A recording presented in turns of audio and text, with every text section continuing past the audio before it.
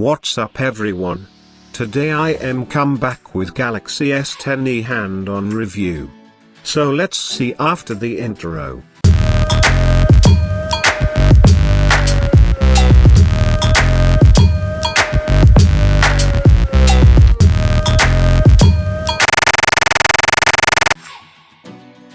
Like the iPhone XR, the Galaxy S10e takes most of the headline features from its flashier siblings and offers them in a package that's easier on the wallet.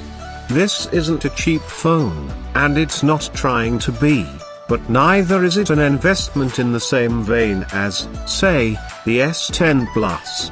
Samsung has also showered the Galaxy S10e lineup with color options. The new handset ships in Prism Green, Prism White, Prism Black, Prism Blue, and Canary Yellow. The Galaxy S10e is a brilliant size.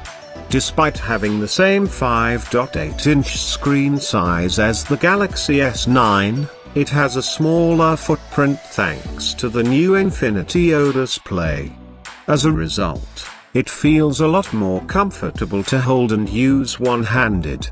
The Galaxy S10e has two rear-mounted cameras, not three. This dual setup is comprised of a 16-megapixel f/2.2 ultra-wide sensor and a 12-megapixel camera with optical image stabilization. The smartphone is also rated IP68 for water and dust resistance, which means it can withstand a swim in 1.5 meters of water for half an hour.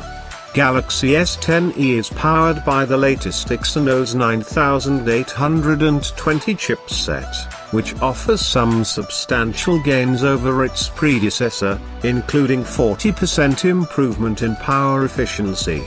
Given that the Galaxy S10e also lies in 3100 mAh battery, that's a hugely exciting prospect. The Galaxy S10e price starts from £669.